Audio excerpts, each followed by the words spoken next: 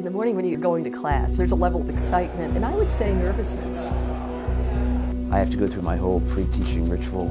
I have my pre-teaching trance. In that 10 minutes, reviewing all the case facts in my head, I'm thinking about who the protagonist is, what are some important things that I may want to remember, because if you sit in that classroom and you're the first person to open, you better have something intelligent to say. I usually arrive exactly 10 minutes before. There are probably a dozen small things that ritualistically I better go through to make sure I'm ready to go. You have a few minutes basically to gather your thoughts and collect, but there's also this, you're around your peers and you're around your friends. And it's a very intellectually stimulating conversation.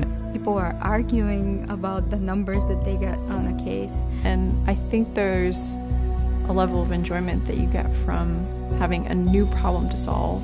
Most people are, I think, pretty calm on the outside, but, they start to get nervous. Heated moment a little bit right before when the professor walks in the room. They're probably doing something in their papers, like looking at their teaching plan, and they look up and you know it's coming. They close the door and you know that all of a sudden it's a question going to someone, you don't know who. It's almost impossible to predict, and that person could be you. So, Reva, you have a very high sales forecast, and Nick, you have a very low sales forecast.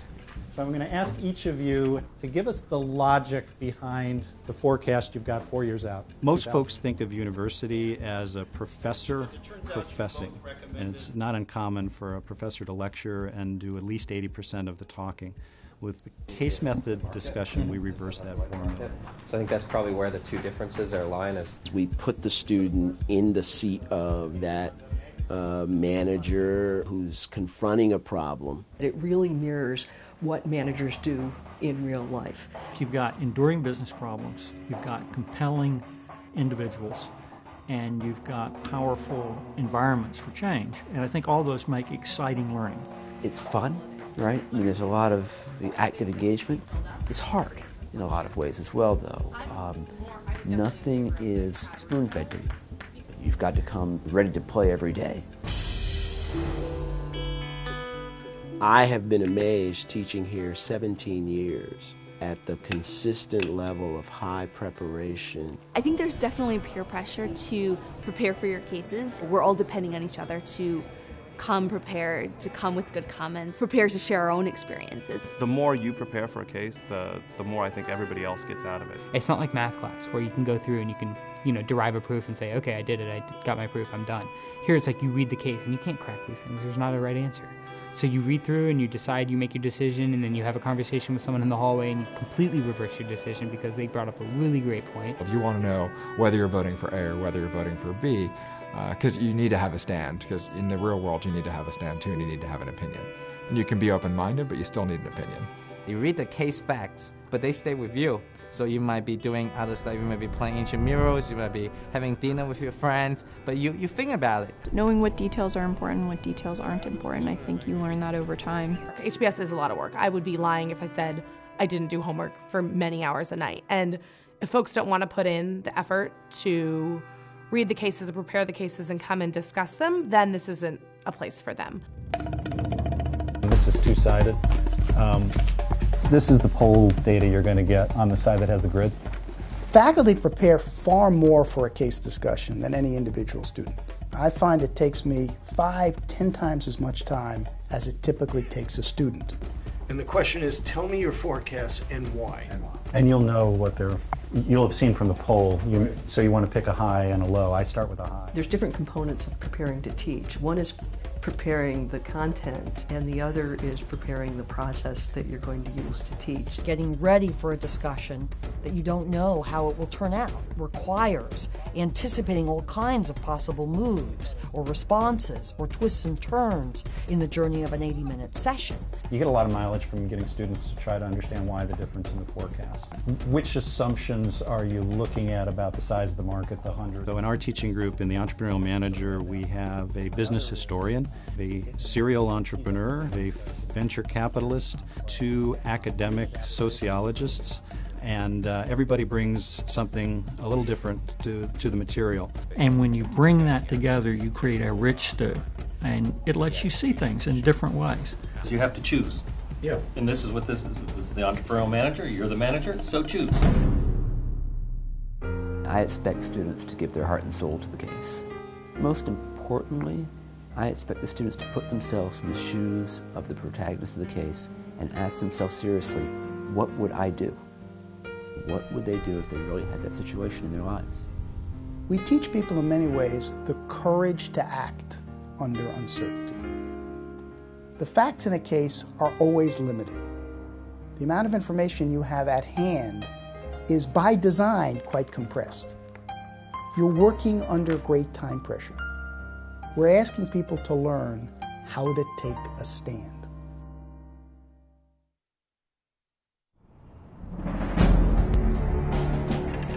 So Z Corp, their startup, they make this product called the Z402, which is a three-dimensional printer. Learning Team is a chance for the student to move from individual preparation to a small group and test their ideas for the first time. And also it gives you better, different material and better quality. I mean, yeah. But there's no high-end market where the designer can actually produce his own prototypes. Right, but we don't have a high-end product. Many students are pretty convinced when they're done with their individual analysis, they've got the answer. They often find they sit down with their learning team and there are 4 other answers, equally compelling, but very, very different. I mean, I don't think they have a year to kill training people, and these people are already trained to sell. You just have to teach them about the product. Right, but they only need 6 this first year to meet their goals. Having the learning team is extremely valuable. It's instrumental in the way we get educated in this institution. Because the truth of the matter is, if you didn't have someone to give you some pushback, the material wouldn't sink in the way it does. I think your numbers, if you bring it to the board, they will probably say, go back and come back with another plan. Learning Team is a great opportunity to take risks because you know these people very well. It's a very small, close-knit group, but also a pretty diverse group, so people have different perspectives. And the best way is through interaction with people from all around the world.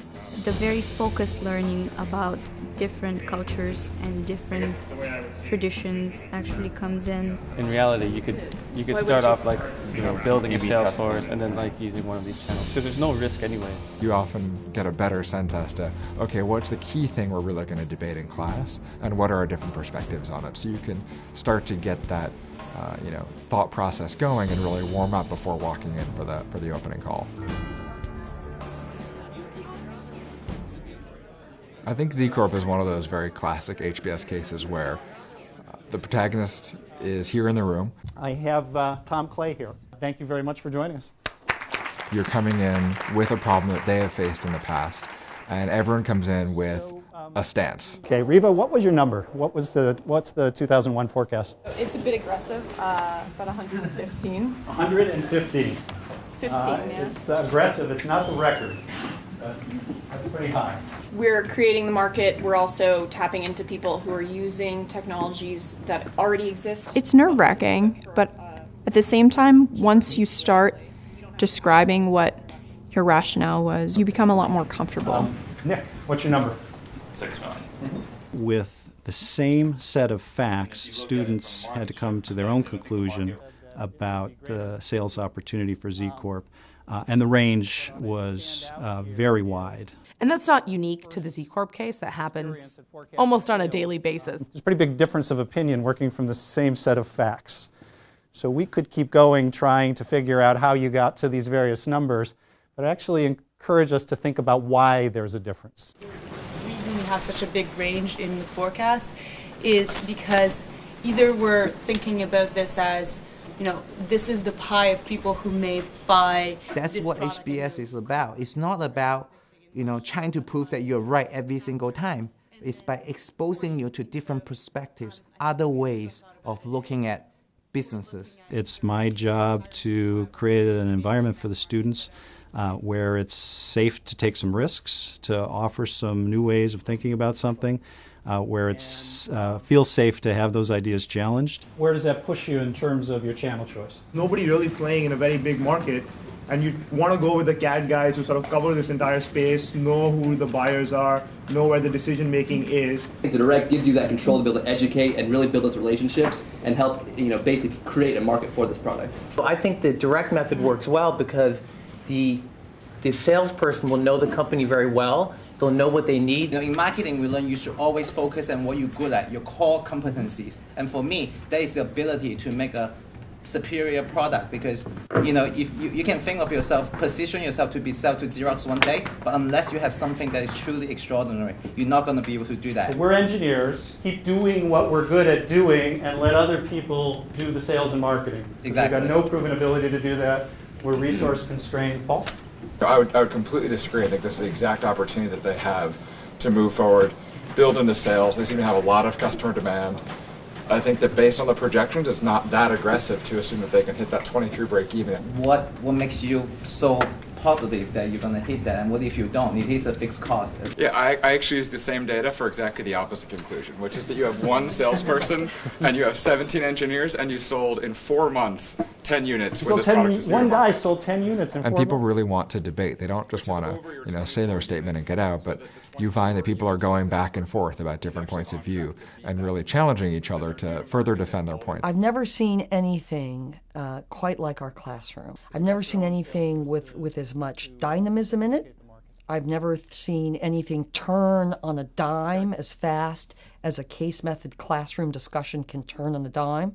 We just saw it unfold on the board. You saw 3 different sales strategies, and at the end, I think most people had either changed their opinion or were at least more open to a different sales strategy. So we're having a little trouble making this decision. Maybe each of you can make the decision very clearly by yourself, but you end up collectively in very different places. Tom had trouble making the decision. Why is Tom having difficulty making this decision? Peter? I think part of the problem for Tom right now is that he does sort of want to use a hybrid method. It's invaluable for our students to see the entrepreneurial manager face to face. We have visitors in about half of our classes in the course. I remember how valuable it was to see the protagonists in the case. It made the moment of going through the case that much more intense or that much more accessible for me, because I knew that the person who had actually lived that was listening and then would share with us at the end what had happened. Anyone want to make the case this was a hiring mistake? Josh, careful. To me, it seems like they have a pretty good manager of people. They have all these engineers. They seem to have gotten the product out relatively quickly. I imagine he helped out. But it seems to me that it's a market, it's a commercialization issue. And if I look across his resume, I don't necessarily see that commercial side. A guy with a commercial experience, with the Salesforce experience, would be able to say, okay, this is the model, I've seen it work in this industry, this is why we're going on it, and this is how we're going to use it from a marketing side as well to go commercial. Not the place for on-the-job training. Right. Okay. Tom, the floor is yours. Well, thank you. Maybe I'll start there with why on earth did they hire me? So, which is a good question. I think if we look at where they were and where I was, having the protagonist get up and describe to the class why they did what they did is a tremendous gift that the alumni of the school and the friends of the school give to the students in that classroom. the target profile that we honed in on pretty fast was the manager of that engineering department.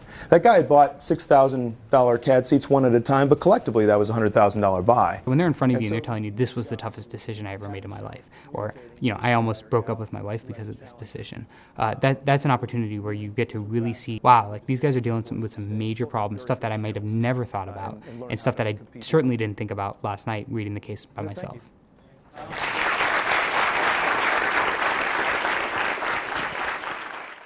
My favorite classes are those where the debate is still raging 20 minutes after class, and we can't stop it. I think that's the sign of a really good case discussion, is when people are just so excited and so interested in the conversation that it really stretches far outside of that classroom experience. You will turn to the person next to you and you'll say, I totally disagree with what's on the board. And I think that's great. These cases are real life. These are things you run into day by day. So you interact with it when you're at the drugstore. You interact with them when you're driving your car on your way home. I truly think the learning doesn't stop, and it doesn't always revolve around cases. It happens in conversations with people, just discussing backgrounds and experiences. At the end of the day, you come to business school because you want to manage people. If you want to just study ideas, departments of economics and things of that kind are fabulous alternatives. But if you want to lead people in common cause, you got to interact with people. The world of business, the world of responsibility, the world of being entrusted with other people's lives is all about constant change. If the last 2 years have taught us anything at all, they have taught us that turbulence is the new normal. And leading through permanent crisis has a huge role now for leaders of all shapes and sizes. I think Harvard Business School is the finest teaching institution in the world. And I don't just mean among business schools. Teaching is in the fabric of the culture. We go back in a long tradition, started probably even before Socrates. We want to continue in that tradition. Some things never get old.